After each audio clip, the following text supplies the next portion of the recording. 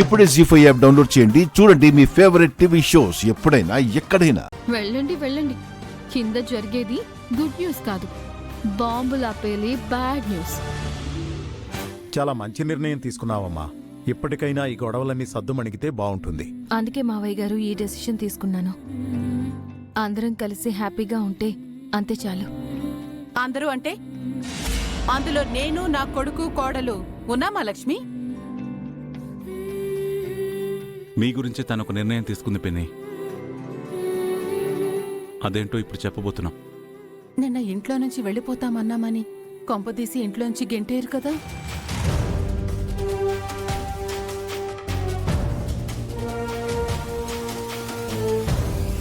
రాజాను, నీకు చిన్నత్తయ్య గారికి ఒక విషయం చెప్పాలి. నన్ను పిలవడానికి కూడా మా ఆయన్ని పనివాళ్లా వాడుకున్నారు కదక్కా.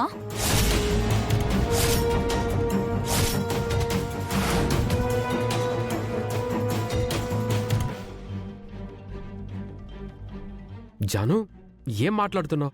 నాతో ఏదైనా చెప్పాలి, నన్ను పిలవాలి అనుకుంటే మిమ్మల్ని ఎందుకు పంపించడం? ఏ ఈవిడ గారే పిలవచ్చు కదా. నువ్వు తీసుకురమ్మని వదిన నాతో ఏం చెప్పలేదు, నేనే వచ్చాను. అక్కడే నువ్వు మేము వీళ్ళకి లోకువవుతున్నాం రా. నా మాటలు జానుకి చాలా బాగా పనిచేస్తున్నట్టున్నాయి. గొడవ జరగటం ఖాయం. ఒక మంచి విషయం చెప్పాలని లక్ష్మి అనుకుంటోంది. ఇప్పుడు ఆ గొడవలు ఎందుకమ్మా?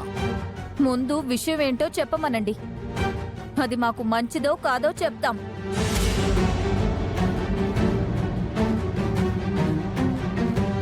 జాను, కాసేపు కామ్గా ఉంటావా? మనల్ని వదిన వాళ్ళు గొడవ పట్టం కోసం పిలవలేదు. ఎందుకు పిలిచారో త్వరగా చెప్పండి.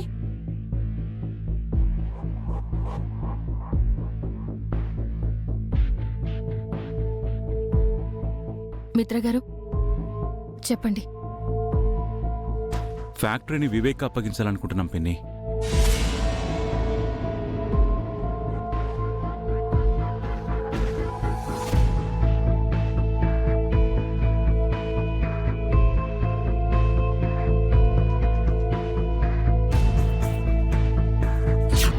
మీ ఆస్తి మీకు ఇప్పించడానికి మధ్యలో నేనెవరిననుకో.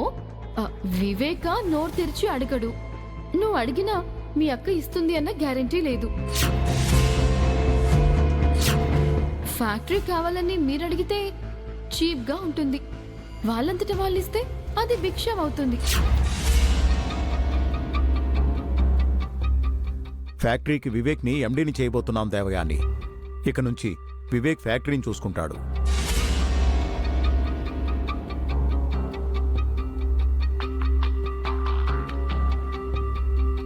ఫ్యాక్టరీపై సర్వ హక్కులు వివేక్కే ఇస్తున్నావు. అధికారం అంతా తనదే. అందులో మా జోక్యం ఏమీ ఉండదు. అంటే నా కొడుకుని ఫ్యాక్టరీకి ఓనర్ని చేస్తున్నారా? చాలా మంచి నిర్ణయం తీసుకున్నారు బావగారు. చాలా థ్యాంక్స్ మిత్రా.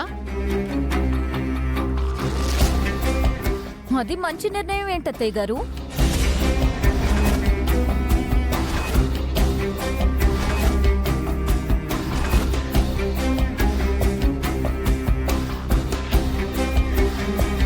అయినా ఆయనకు వీళ్ళు ఫ్యాక్టరీ ఇవ్వడం ఏంటి?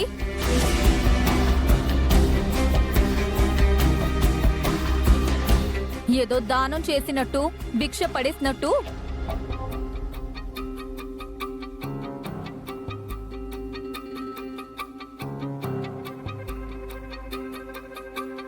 మన ఆస్తి మనకివ్వడం ఏంటి?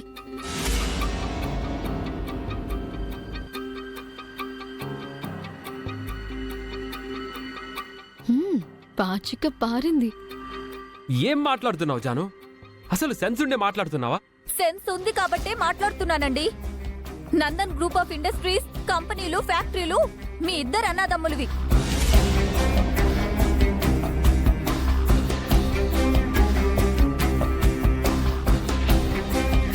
వాటన్నిటి మీద మీ ఇద్దరికి సమాన హక్కు, అధికారం ఉన్నప్పుడు ఒకరు ఇంకొకరికి దానం చేయడం ఏంటి?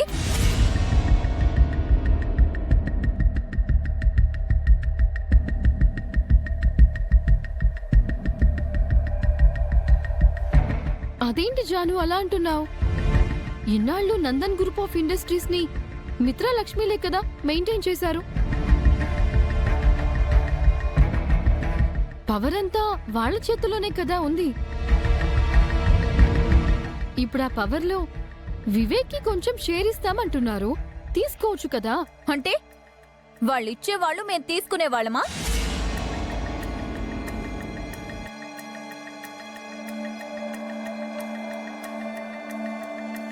అలా అని మా తాతయ్య గారిలా ఈ మావయ్య కూడా వీలునామా రాశారా?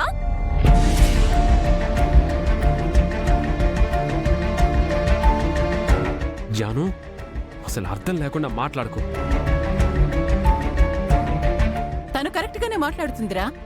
ఆస్తి అందరిదే అయినప్పుడు ఒకరు ఇచ్చేదేంటి, ఇంకొకరు తీసుకునేదేంటి? వాళ్ళు యజమానులు, మన సేవకులు కాదు కదా.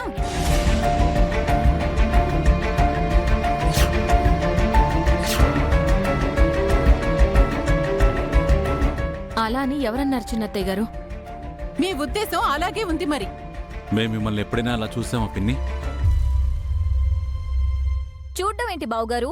పక్షపాతం బాగానే చూపిస్తున్నారు కదా. నోర్మోయ్. ఎవరిదే పక్షపాతం? ఈ ఆస్తి అంతా పెద్దమ్మ పెదనాన్నల కష్టార్జితం. ఆ తరువాత అన్నయ్య వదినలు ఆస్తుల్ని కాపాడుకుంటూ వస్తున్నారు. ఎక్కువ మాట్లాడితే ఆస్తిపై మనకి ఎలాంటి హక్కు అధికారం కూడా లేవు. నువ్వు అలాగే మాట్లాడు. వాళ్ళు నీ చేతిలో చెప్ప పెడతారు. వీధిలోకెళ్ళి అడుక్కు తిను. ఈ ఇంటి వారసుడికి అలాంటి గతి ఎప్పటికీ పట్టదు చిన్నత్తయ్య గారు. ఎందుకు పట్టదు? ఇప్పుడు ఈ ఇంట్లో అడుక్కు తింటున్నాం, రేపు వీధిలో అడుక్కు తినాలి.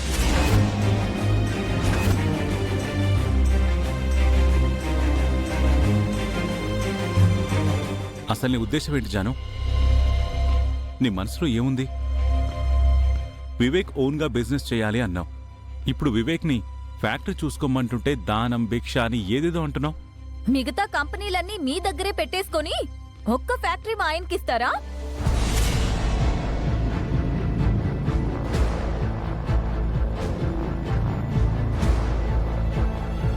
అది ముష్టి కాక ఇంకేంటి మిత్ర? అది కూడా మేం బాధపడుతున్నామని ఇస్తున్నారు తప్ప బాధ్యతతో ఇస్తున్నారా? బాధ్యతతోనే ఇస్తున్నాం దేవయాని. వివేక్కి బాధ్యతలు అప్పచెప్తున్నాం. అలా అయితే ఆ ఒక్క ఫ్యాక్టరీ ఎందుకు? మిగతా కంపెనీల బాధ్యతలు కూడా ఇవ్వండి.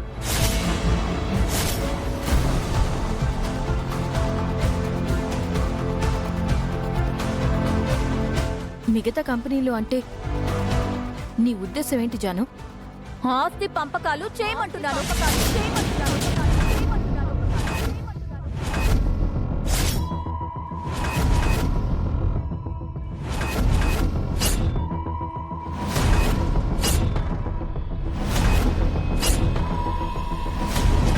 జీ5 యాప్ డౌన్లోడ్ చేసి అన్ని ఎపిసోడ్స్ పూర్తి ఉచితంగా చూడండి.